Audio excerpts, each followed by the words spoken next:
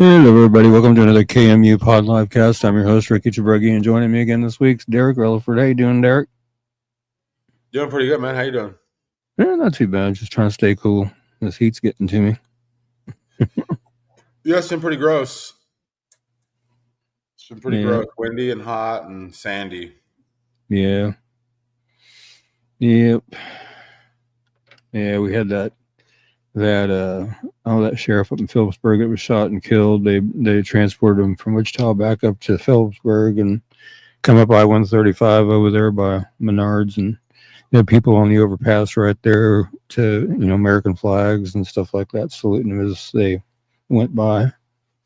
At first, I didn't know what was going on. I drove over that overpass coming back from my lunch break, and I was like, where are all these people on the overpass and with American flags and stuff? What's going on? That day that it was that first day that I went to the mall with you to shoot for the documentary, and the next day I drove back over there and we shot the rest of it. And on the way back to Wamego, every overpass had a bunch of people with American flags, like yelling.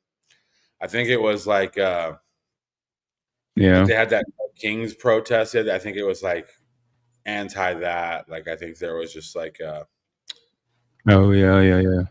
But it was kind of cool. I mean, just to have every overpass have a bunch of people. This is just people. Yeah, this one, the one, was it yesterday? It had to have been yesterday. They were all greeting the procession as it was coming up the interstate, headed up to Phillipsburg. Yeah, I thought that was kind of cool. Seen a lot of pictures and videos from that from various parts of Kansas, from Wichita all the way up. That's pretty cool. Way to honor a fallen officer. I can't remember exactly what the circumstances was around his death. He was doing, I think it was a traffic stop or something, and I can't remember exactly. I have to look it up again. I saw that that girl that was missing in Hooker, and then they found her deceased. I didn't see it from anything official, but somebody had told me that was being called a homicide. Have you heard anything about that? I haven't. I've been trying to keep up with her mom's posts and stuff to see if she's reported anything, but she hasn't as of yet. The only thing she's really posted is she wanted to dispel the misinformation that she was. What did she say? Let me think of what she said. Let me see if I can find a post real fast here. I heard that from like somebody just in passing. I don't know if it's true, but that's what somebody was telling me. Yeah. I don't know if it was or not. I have not heard on that end of it. There it is. Let's see. Get off of there. Let's see if I can find that real quick here, because she's been posting off and on. See if I can find it here. I'm scrolling down her thing here. She's having a really hard time. You can tell by her post that she's having a very, very hard time.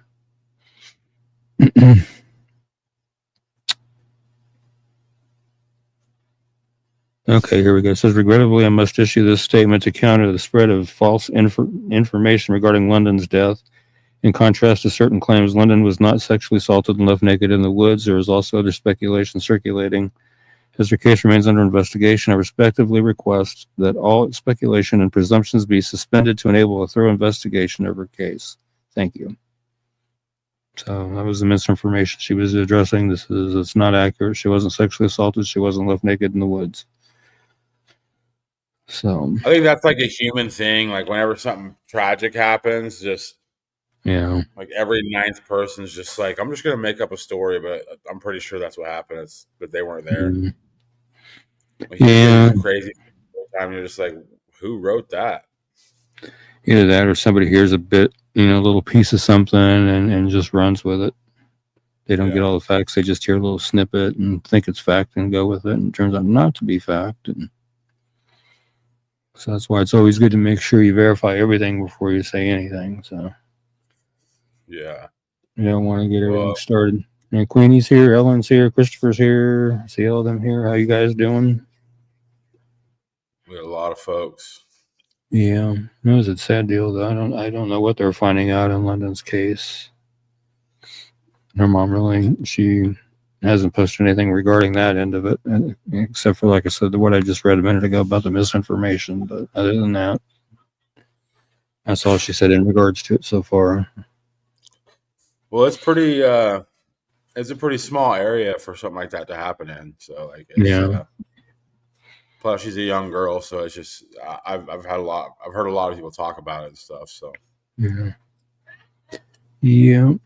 I've been doing over the last several days, I guess, when I've had time. I've actually been working on the unsolved homicide end of things and posting a lot of stuff to the Kansas Missing and Unsolved Unsolved Homicides page, trying to get some content over there. And I've found a few different things that I've put up there. I found on the Sedgwick County Sheriff's website, they've got a page on their website devoted to 18 different cases that they're trying to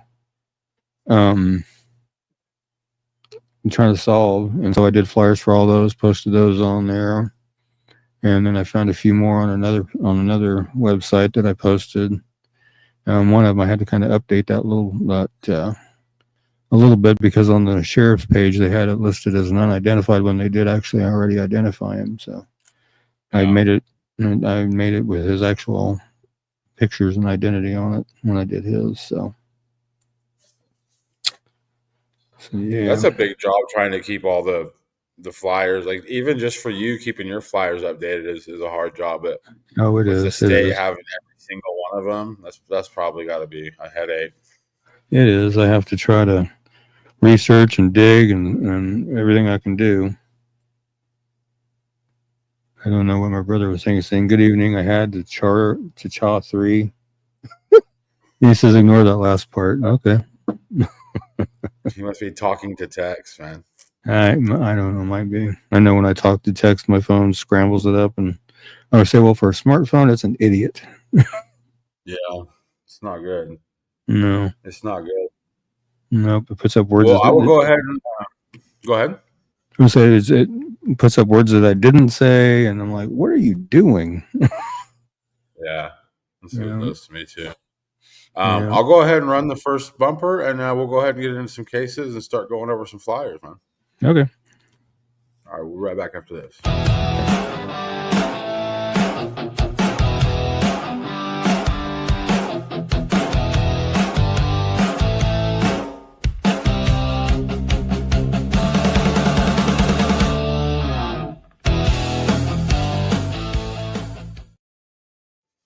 All right. Before I get started here, a large portion of these cold cases are actually unsolved homicides. There's only a few missing, but the rest are going to be one unidentified and the rest unsolved homicides, just to kind of get the ball rolling here. I want to kind of pay attention to those this week.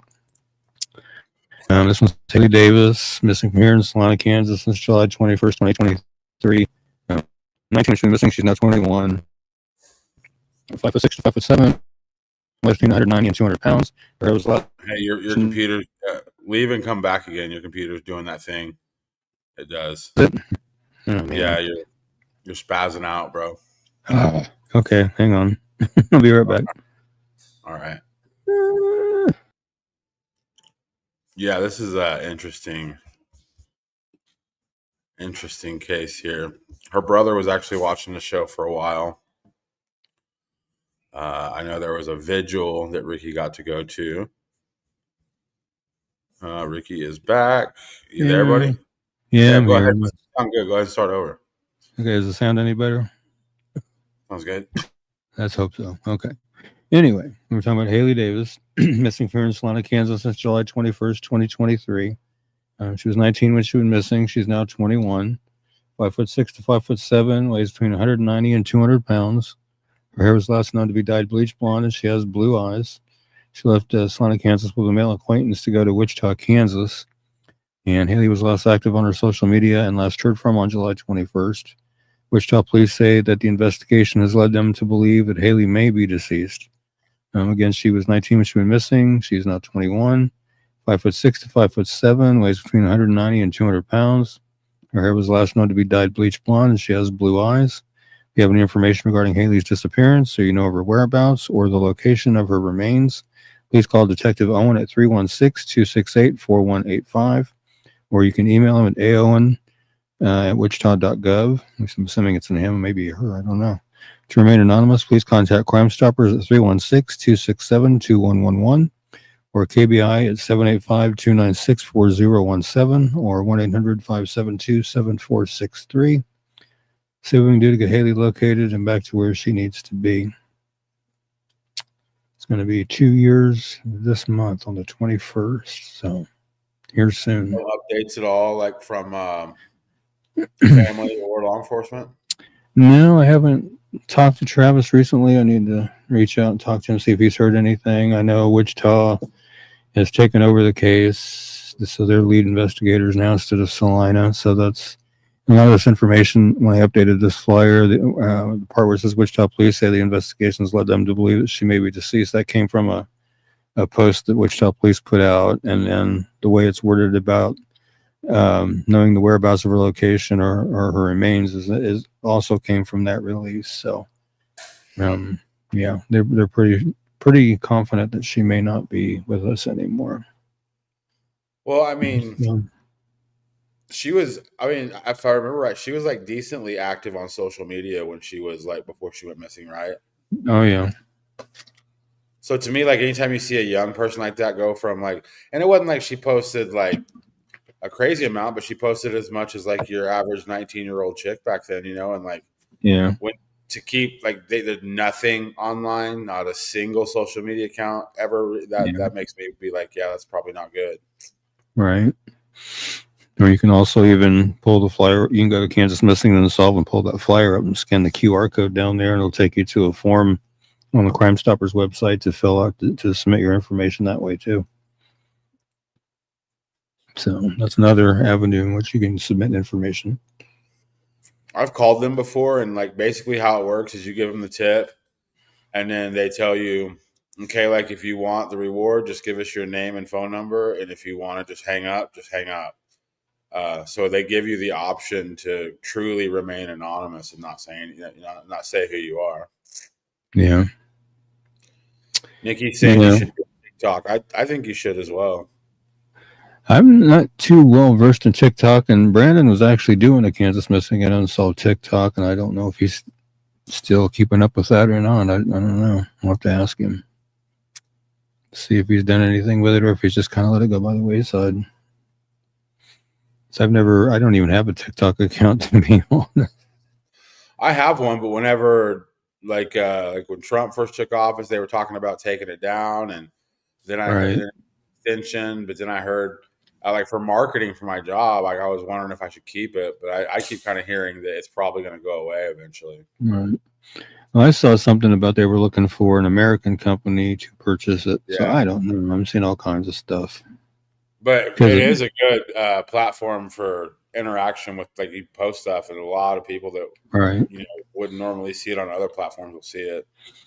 Right. That's true. Well, I'll give that some serious consideration and see if I can fit it in with everything else I do. Let's see. This is Caden Zubler.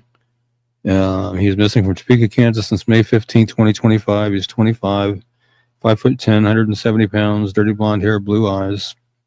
He was last seen walking north on Topeka Boulevard and Morse at 8:06 p.m. on May 15th.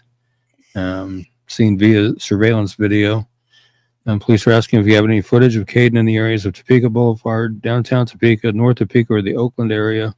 Please don't wait for the police to request it. Call them to call 911 immediately to report it so they can come out and get it and see what it shows. Caden is not known to be on any hard drugs. He's not been diagnosed with any mental health illnesses. He's never been violent or aggressive.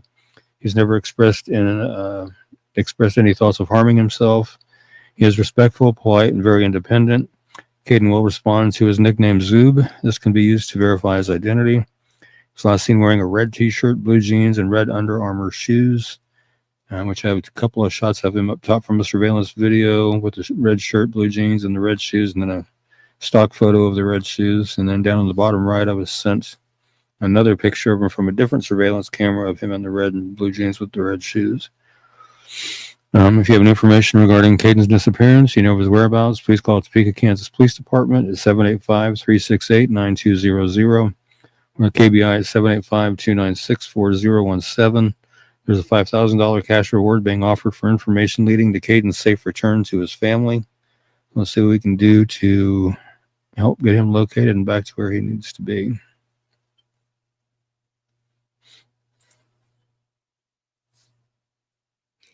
He looks like a guy I know from Garden City.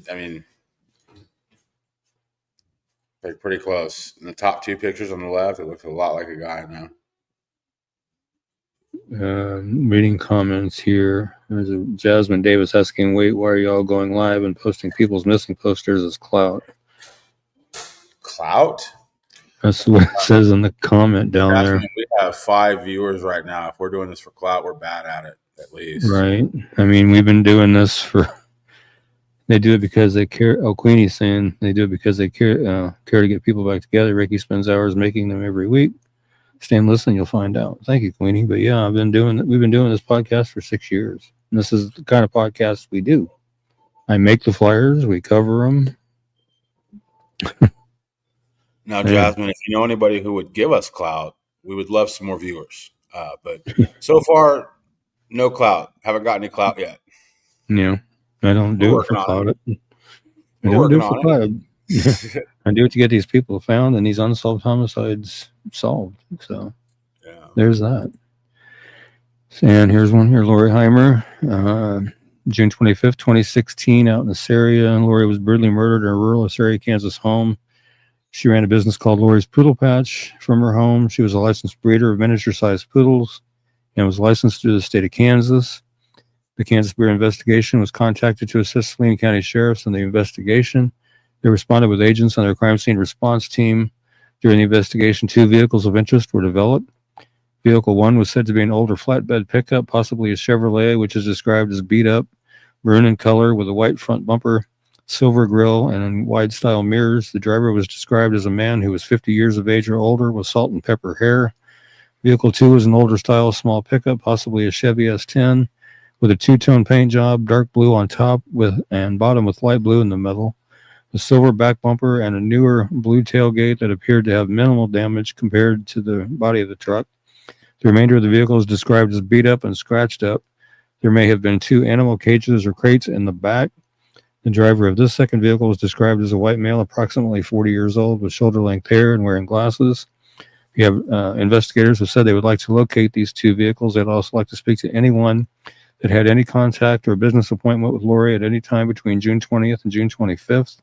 If you have any information regarding the homicide of Lori J. Heimer, please call the Saline County Sheriff's Office at 785-826-6500 or KBI at 1-800-572-7463. There's a reward of $37,500 being offered for information that leads to the arrest and conviction of the person or persons responsible for Lori's murder. And down there in the right corner, you can see the cold case playing card that's part of the deck that's going around all the jails and prisons around Kansas to try to generate tips that way as well. So let's see what we can do to help get some justice for Lori and her family. When it comes to not necessarily what the police are saying, but like the online web sleuths and stuff. Yeah. Is there quite a few people that think that it might have had something to do with her company, like the dog company? There was some thought that maybe somebody might have scheduled an appointment to maybe try to rob her or something. Maybe. I mean, I've heard people suggest that. I don't know if that's true or not, but I've heard those suggestions too, that somebody may have tried to set up an appointment to use it as like a ruse, basically. I don't know. Yeah. I mean, I don't know much about what she had going on, but I know that to me, like a business, unless you're a vet, but like if you're a business that deals with like dogs, like to me, that's like something that like would be expensive, and it's really not for everybody. Like a lot of people, they might have a dog, but they don't have the type of money to do like special things for their dogs and stuff. So Right. I'm just curious, like what exactly her business entailed and like what kind of revenue it. Because like I just know that with some of those companies that are more niche, like they're usually they're usually pretty expensive, like and then I didn't know if she sold dogs. Like you get some of those breeds. Doc was looking at like German Shepherds the other day, and they're like $2,500 for a dog. So like I think you get some of those special breeds and stuff, you get to some really high dollar amounts. Right. I don't know if that was a possible motive, was it, potentially a robbery or not. Like I said, nobody's ever really said. Well, I don't know anything. I'm just kind of thinking like I wouldn't even know about if I would go robbery. Like maybe she was super successful in this business. Maybe somebody didn't like how successful she was. It's just, and the only you drove me by this scene, and it is way out in the middle of nowhere. So to me, I'm just trying to wrap my brain around like it'd be really hard for me to believe that it was just a random act of violence. Somebody was just like, "Oh, a house. Let me go inside and do something crazy." Like it's just so far out in the middle of nowhere that you would think that whoever heard her knew she was there, But then with her, she has a personal life and in this business and everything that opens up a lot of worms of who could be upset with Lori for what reason? You know what I mean? Right. I say a lot of possibilities, but don't know the exact one yet. Hopefully, they can narrow it down and figure out who it was that did this. You got Double T and Ray Angela defending you in the chat. It's a beautiful thing. Yeah, I see that. I was reading it just a minute ago. Thank you guys. Appreciate it. Sedgwick County, Jane Doe. Yeah. Have you showed this one before? I think I've seen this one. I just made this one today, actually. Okay. Just made it today. This is Sedgwick County, Jane Doe. Those first three photos are a clay reconstruction of the actual skull there on the far right there. Deputies responded to a call. This is on April 29, 2011. Deputies responded to a call in the 10,000 block of South 343rd Street West, where a citizen discovered a human skull in a creek bed. Forensic experts have determined the remains belong to a female of African American descent, estimated to be between 16 and 22, with a possible time of death between 2001 and 2011. In the following months, an anthropology survey uncovered a human femur, which further supported the initial findings. In 2012, the remains were sent to the FBI lab for forensic reconstruction, providing a facial approximation to aid identification. Now there's New Hope, Othram Labs in Houston, Texas, through their Project 525 initiative, has offered their services free of charge to help identify this young woman. Her skull and femur have been sent for advanced DNA analysis made possible by funding from federal sources, what's a hard word, philanthropic, whatever that word, organizations and private donors. Philanthropic. There we go. Philanthropic. There we go. Organizations and private donors. With new forensic technology, Sedgwick County Sheriff's Office investigators are closer than ever to finding answers. If you have any information regarding Sedgwick County, Kansas Jane Doe's case, please call the Sedgwick County, Kansas Crime Stoppers at 316-660-3799. Or you can email your information to coldcase@sedgwick.gov. Or you can submit an anonymous tip at Crime Stoppers at 316-267-2111. Or you can scan a QR code down there at the bottom that says Crime Stoppers in the middle. And it'll take you to a form on the Crime Stoppers website that you can submit your information that way as well. So let's see what we can do to give her name back and figure out what exactly happened to her that she wound up in a creek bed. Double T's curious if they're investigating that as a homicide. It's on their cold case page with other unsolved homicides and stuff. So I don't know if they're saying it's an unsolved homicide yet or not. They didn't specify on their page, and the articles I've read, news coverage wise, haven't said anything regarding that either. So I don't know. And I even watched a video the sheriff's office put out about it on their Facebook that doesn't really specify either. So I don't know. I've linked it in the flyer, in the comments to the flyer. So I think it takes a lot to change that, because there's several flyers that we cover, like the chick that you were talking about before the show that was She's Got Legs girl. Yeah. Catherine Adams. Alexander Perez. I could name you 5 to 10 flyers that say, missing, but if you just read the flyer, it seems pretty obvious that the police think that these people are deceased, but still the flyer just says missing. So I think I don't know why, but I think it probably takes a lot for the police to like recategorize it from missing person to unsolved homicide. I think you have to have like the body probably. Yeah. This is going back to Lori here. Lori Heimer says Lori's murder was brutal, which speaks of it being a personal crime. I think about that a lot. Yeah, I do too. And Ellen's saying they help families try and find their missing loved ones. They're helping me try to find my missing niece that has been missing for a while. I appreciate everything they do. Thank you, Ricky and Derek. Yeah, you're very welcome, Ellen. We're trying. And Ellen was telling me in a message before the show that next week is Dana's birthday. So we'll have to do that flyer then for sure. Yeah. Okay. And this is Dana Whistler. This is another unsolved homicide from Overland Park, Kansas, August 14th, 1973. So this has been a while ago. At 11 p.m., Dana Whistler, 20, was found shot to death in her vehicle at the intersection of Miriam Drive and Antioch Road in Overland Park. Dana was lying inside her gold 1971 Chevy Camaro, which had rolled into a ditch. Witness observed an unknown vehicle pull alongside Dana's vehicle when they heard a gunshot. Both vehicles were facing northbound. Witnesses described the suspect vehicles having square taillights with fins that came out horizontally. It was also reported that the vehicle looked like a station wagon. If you have any information regarding Dana's death, please call the Kansas City Crime Stoppers Tips Hotline at 816-474-8477. Anyone who submits a tip will remain anonymous and may be eligible for a cash reward if the information leads to the arrest or grand jury indictment of a felony offender. And you can also scan that Say It Here QR down there, and it'll take you to that form on their website to submit information as well. Double T says that's a case older than me. Yeah. Yep. And yeah, unsolved way too long. And so I've spent some time digging through unsolved homicides around the state, so I plan on continuing that as I can. So I'm just glad some of these older ones you can find a picture. You know, a lot of the ones you can't. Oh, and some of those ones are like just like from the 80s or 90s still don't have pictures, which that's a long time ago, but it doesn't seem that long ago.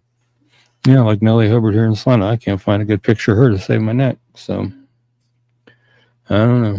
It was easier to avoid cameras back then too, though. Probably.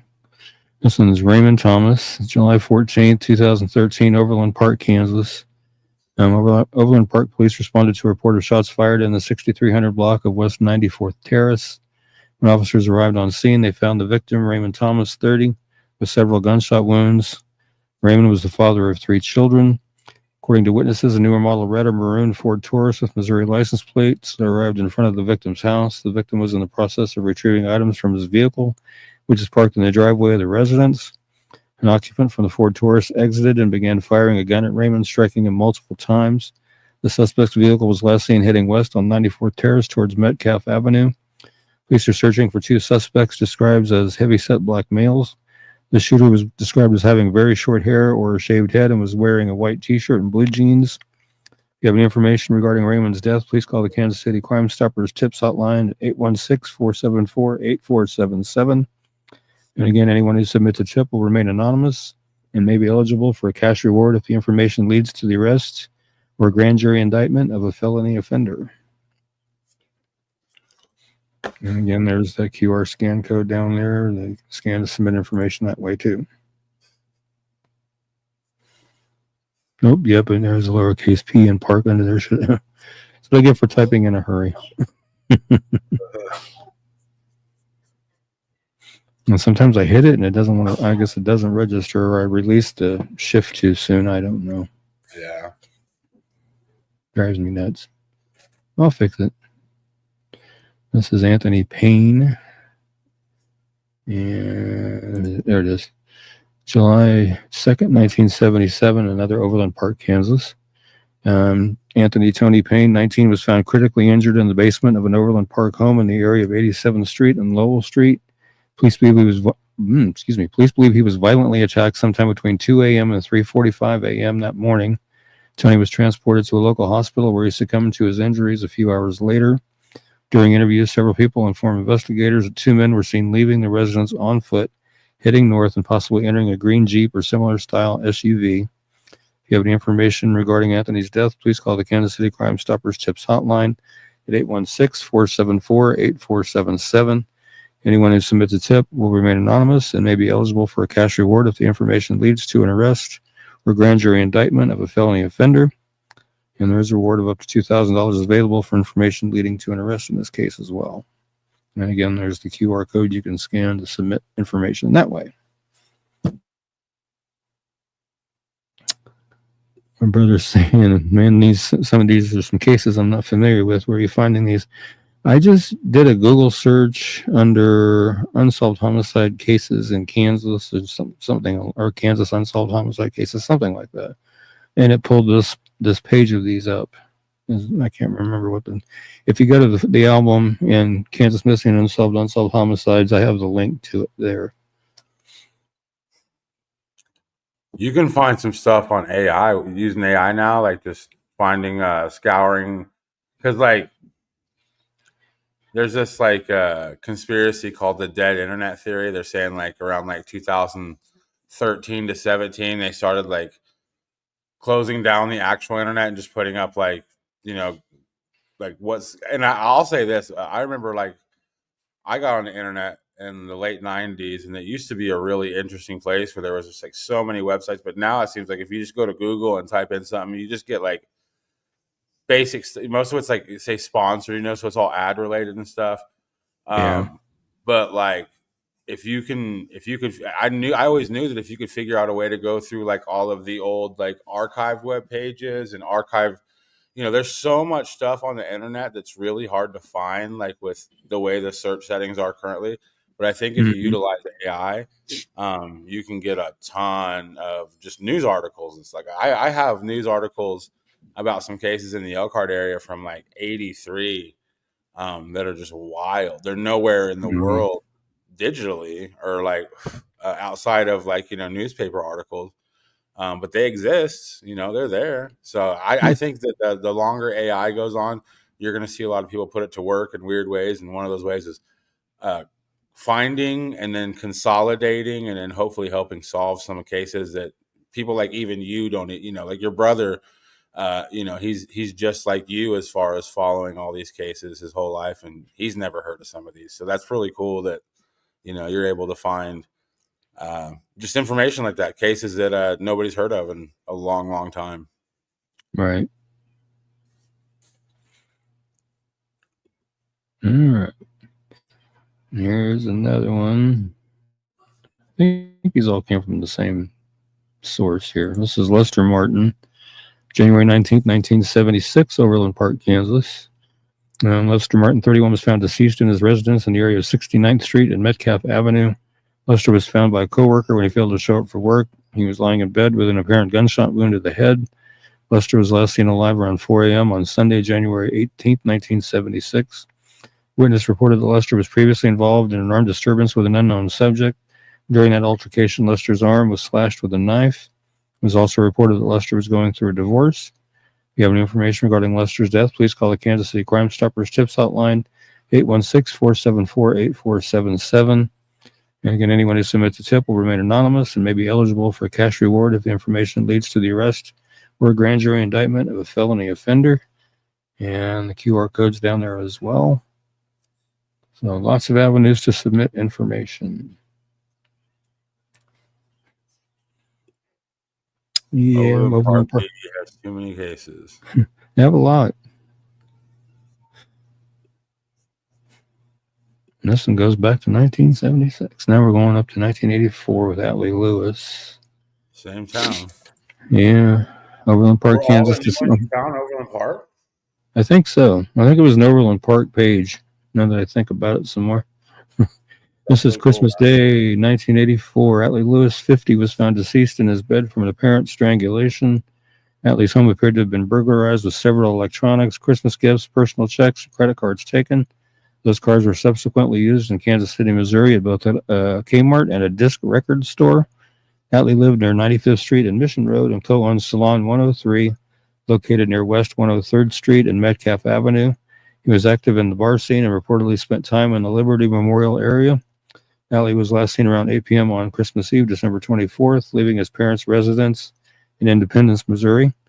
If you have if you have any information regarding Atlee's death, please call the Greater Kansas City Crime Stoppers Tips Hotline, 816-474-8477. Anyone who submits a tip will remain anonymous and may be eligible for a cash reward if the information leads to the arrest or grand jury indictment of a felony offender. And there's the QR code down there too. That's the thing about these Overland Park flyers. There's no shortage of ways to submit information. My brother's saying, what kind of a human commits a burglary and murder on Christmas Day? Definitely. Yeah, it's pretty wild, man. Yeah. But I mean, there's a lot of people that are desperate on just like a regular Tuesday. So holidays are probably feel even more desperate. Yeah. What's even crazier is they went to his home, strangled him in his bed, and then robbed him. To me, that's, I don't know. Again, it seems like, how would they know he was in his bed? It's really risky to go into a house and hope to catch him. It could be like somebody went in there because they knew him, they were mad at him, and then after they realized what they did, they're like, okay, I'm going to take a bunch of valuable stuff, so this just looks like a robbery, and I'm going to get out of here. That could be, too. Make it set up to look like one. You never know. I like his hair, though. That's very 1984 for sure.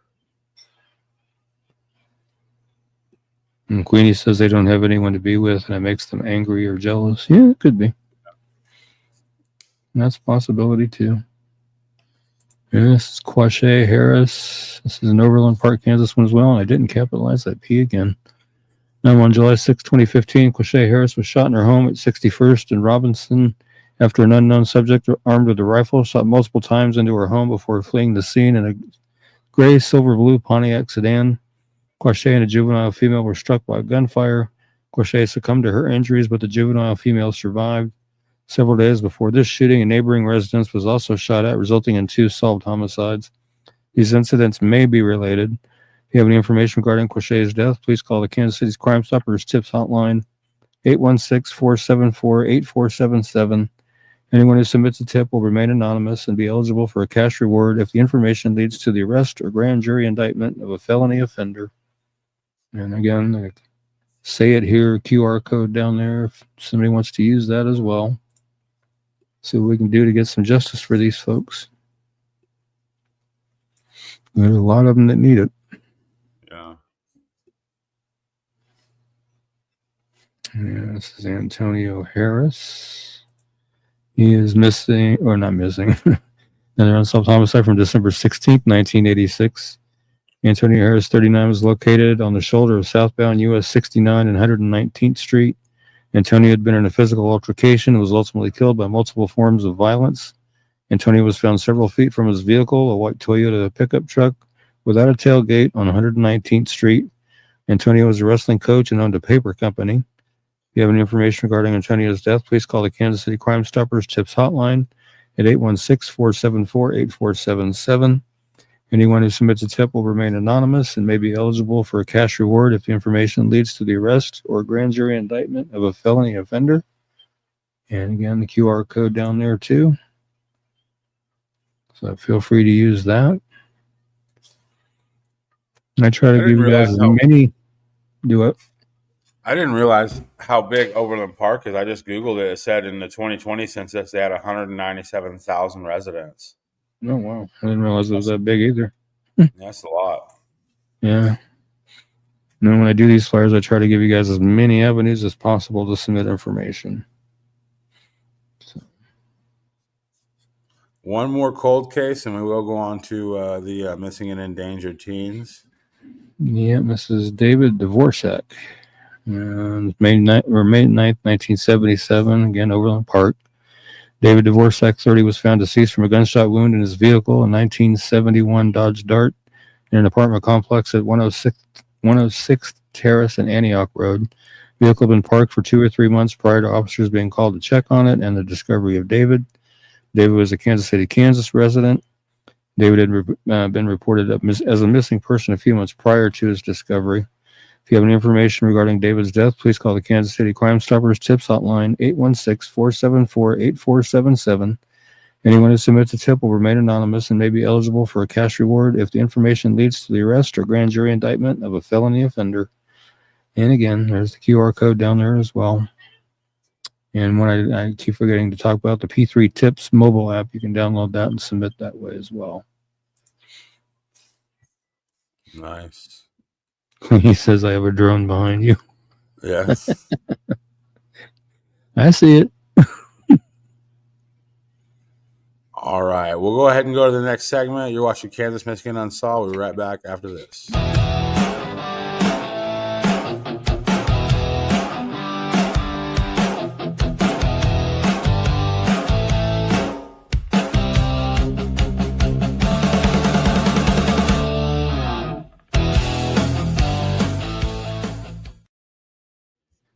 All right. We're getting into some missing teens. There's not too many of those tonight. Not as many as there's been in the past, anyway. This one's Abigail Mosher, missing from Topeka, Kansas since June 26, 2025. She's 15, 5'2" to 5'4", weighs between 100 and 110 pounds. Brown hair that was last known to be dyed pink and brown eyes. She was last seen wearing a black shirt and pants and wearing red Converse shoes. If you have any information regarding Abigail's disappearance, you know her whereabouts, please call the Topeka, Kansas Police Department at 785-368-9200 or the KBI at 785-296-4017. So we can do to get Abigail located and back to where she needs to be.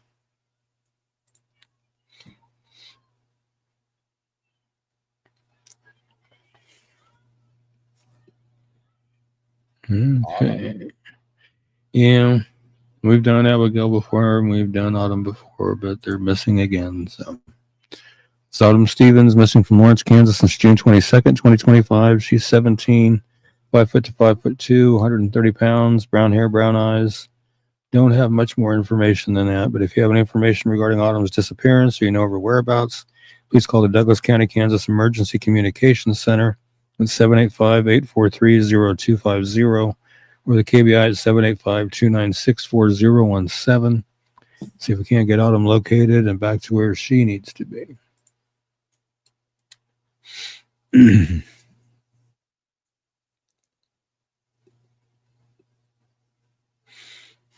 All right. And hopefully I don't mess this name up too bad. Zaylia Karath Brownlee, missing from Wichita, Kansas since June 24th, 2025. She's 13, 5'1", 96 pounds, black hair, brown eyes.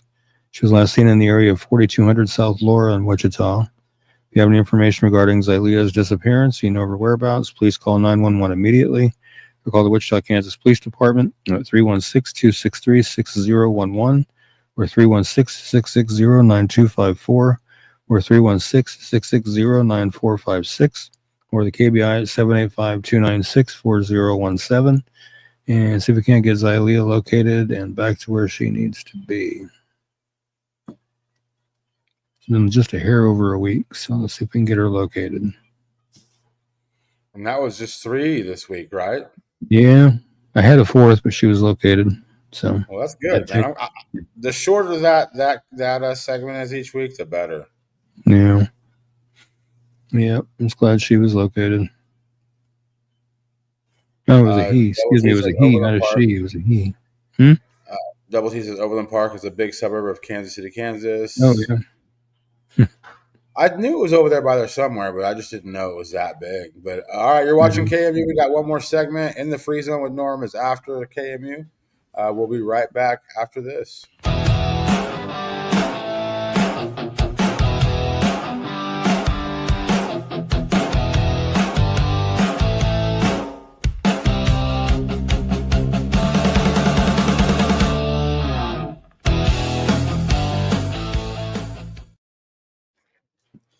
All right. We already covered Zylia, so we can switch her. Oh! I forgot to switch to the next. Norm handed me the mic for me to use. Oh, gotcha. All right. This is Jerica Hamry, missing from Lincoln, Nebraska since June 25th, 2024. 30 when she was missing. She's now 31, 5'1", 245 pounds, brown hair, brown eyes. Last seen at her home in the 3500 block of Huntington Avenue in Lincoln. Investigators have determined that Jerica has gone missing under suspicious circumstances.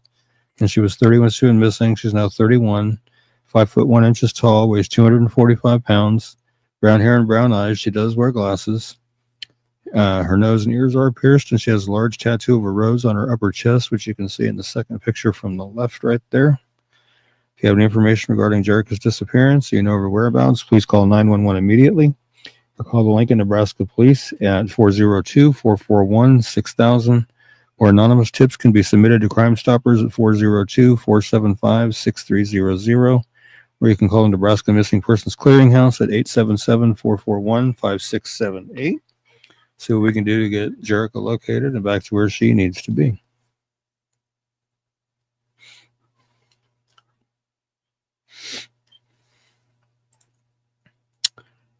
And this is Rosalind. She goes by Rosie or Rose Rain Keith, missing from Clinton, Missouri since June 11th, 2025. So we're getting close to a month almost. She's 17, 5'11", 180 pounds, black hair, blue eyes. It's believed that she may be with two adult males and an adult female. They could possibly be in a black 1999 Chrysler Sebring convertible or a silver Chevy Equinox, possibly a 2010 or a similar year. It's believed that Rosalind may be in the Kansas City, Independence, Missouri area or possibly headed southeast. And she's 17 years old, 5'11", weighs 180 pounds, black hair and blue eyes. She has a stud piercing in her left nostril. Let's see here. She has the above picture tattoo on her outer left chest, which looks like a heart with like planets and the moon and in it a little bit being held by a hand, it looks like. If you have any information regarding Rosalind's disappearance, you know her whereabouts, please call the Clinton, Missouri Police Department at 660-885-2679 or the Missouri State Highway Patrol at 576-526-6178 or 866-362-6422 or your local law enforcement agency, and see what we can do to get Rosalind located and back to where she needs to be.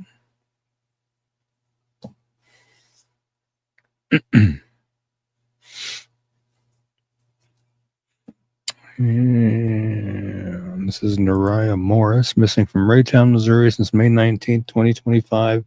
She's 16, 5'3", 120 pounds, black hair, brown eyes. She was last known to be in the 11,400 block of East 62nd Street in Raytown. And again, she's 16, 5'3", weighs 120 pounds, black hair, brown eyes. Last seen wearing blue and black sweatshirt and sweatpants, red and white Jordans, carrying a black and white backpack. If you have any information regarding Nariah's disappearance or you know her whereabouts, please call the Raytown, Missouri Police Department at 816-737-6020 or the Missouri State Highway Patrol at 573-526-6178 or 866-362-6422 and see if we can't get Nariah located and back to where she needs to be. So it's been over a month. It's a really cool name. Yeah. And my brother said he just sent me a list of Missouri cases that he came across. Not sure if you already have flyers for them or not. Okay, I'll have to take a look at that.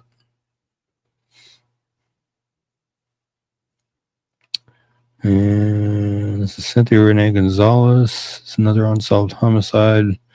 September 22nd, 1991 in Arlington, Texas.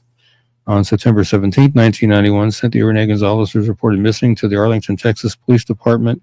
On September 22nd, 1991, Cynthia's body was discovered in a creek bed off County Road 313 in Johnson County, Texas. It was later determined that Cynthia had died from multiple gunshot wounds.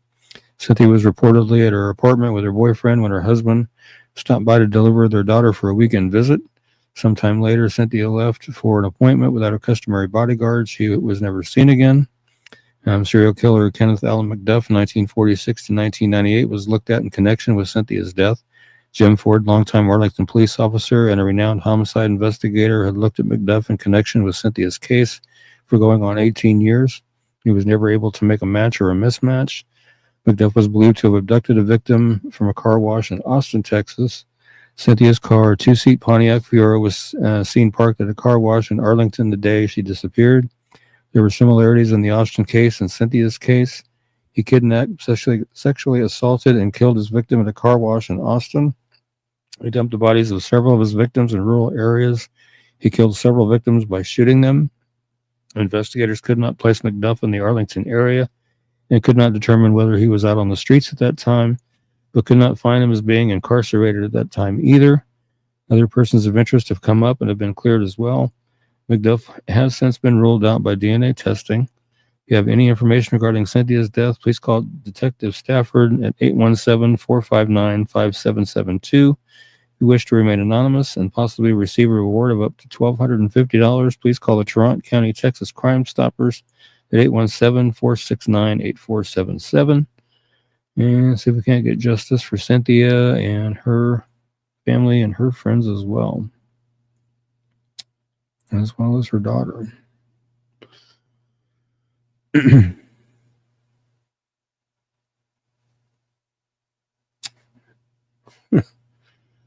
Last one, huh? Yeah. One, yep, right there. Okay. And Dana Bruce, missing from Sedalia, Missouri since October 4th, 2008. 23 when she was missing. She's now 39. 5'2", 98 pounds, brown hair, green or hazel eyes. She was last seen at her children's babysitter's home in Sedalia, Missouri. She left the children there earlier that day so she could go out for the evening. She returned at midnight and gave the babysitter more money and asked her to watch the children for the rest of the night. Dana was seen at Malone's Bar on Main Street with a young man driving a late model red Ford F-150 truck earlier on the night of her disappearance. She left with that man at 11:30. Police have identified the man that Dana was with that night. He traveled to Atlanta, Georgia after her disappearance, and police questioned him about Dana after he was arrested there on unrelated charges of marijuana possession and driving on a suspended license. Authorities have not named him publicly, but they are calling him a person of interest in her case. He told his questioners that he and Dana parted ways after they left the bar, and he never saw her after that. She left all of her belongings behind, including her hairbrush and toothbrush. She does not have any credit cards, debit cards, checking account, cell phone, or a car. Again, at the time of her disappearance, she was 23. She would now be 39. She's 5'2", weighs 98 pounds, has brown hair that was colored brown at the roots, black at the ends with red highlights, and green or hazel eyes. She was last known to be wearing a black shirt with the word Rebel and silver lettering on the front and blue jeans. Dana has a tattoo of a teddy bear with wings and the name Dylan on her upper left arm. She is blind in her left eye. She has a 2-inch scar along her lower spine and a staple scar on her right shoulder. Her ears are pierced one time each. If you have any information regarding Dana's disappearance, or you know her whereabouts, please call the Sedalia, Missouri Police Department at 660-827-7823 or 660-826-8100 or 573-526-6178, or their toll-free number is 866-362-6422, or Private Investigator Leslie at 910-427-0070. And see what we can do to get Dana back home to her family where she belongs. There's another family that's been searching high and low for Dana and wanting to get her home where she needs to be and should be. So let's see what we can do to help make that happen.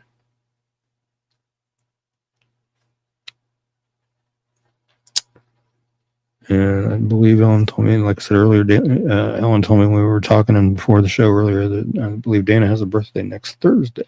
So I'll have to update that to age now of 40 next week. So see how that goes. Yeah. Yep. Good show. Yeah. So you and Norm going out on the road again? I think we're going to do a show from the kitchen. We're both a little tired from traveling. Yeah. We've done like 3 shows from his car. I got a question that I've been wanting to know for quite some time. I've noticed that KMU's been posting reels, and I know I'm not doing that. Are you doing that? Or does the page automatically do that? The page must automatically do that because I'm not doing it. So I don't know. But I think when I post to Facebook sometimes or YouTube, there's a button you can click where you allow others to make clips of your show and they can post it as a reel. But I don't know. No, I don't know what's going on there. No clue on that one. It's something I noticed the other day that people I was getting notifications saying people like my reel. I'm like, what reel? Weird. And there's a Brina Wilson down there saying hooray. I don't know what that's for, but they're just saying hooray. Yeah, you're live. They're excited you're live. Yeah.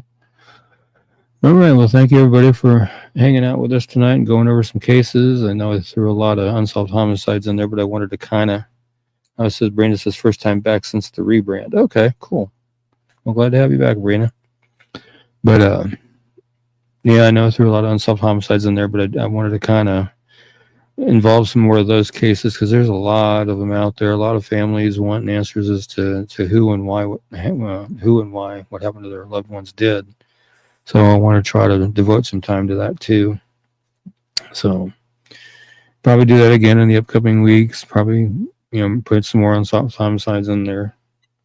My brother says good show. Like to see cold cases get some coverage. Yeah, they need to be. They don't. That's been one of my focuses too, is to make sure these cases don't get forgotten, or that people know that they're still needing to be solved. So that's what I want to keep doing. And Ray Angela Denor says thank you. You guys are awesome. I'm sorry I didn't get his flyer on tonight. I'll see if I can't work it in on one of the next weeks coming up. She is family to I remember the last name, Neugebauer, but I can't think of the first name off the top of my head. But I saw it in your comment earlier. Huh? Oh no, that's I'm thinking of a different one. Kyle Neugebauer. I scrolled back. Kyle, yeah, we'll get Kyle's flyer on here in the upcoming weeks. I can't remember every name that I do a flyer for. I do so many, it would be impossible for my memory to hold every name. So please forgive me for that, Ray Angela. Please forgive me for that.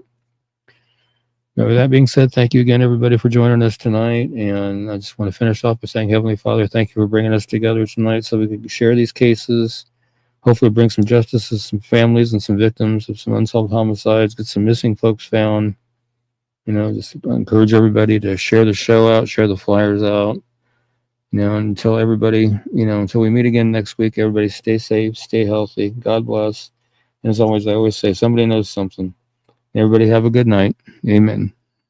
Amen.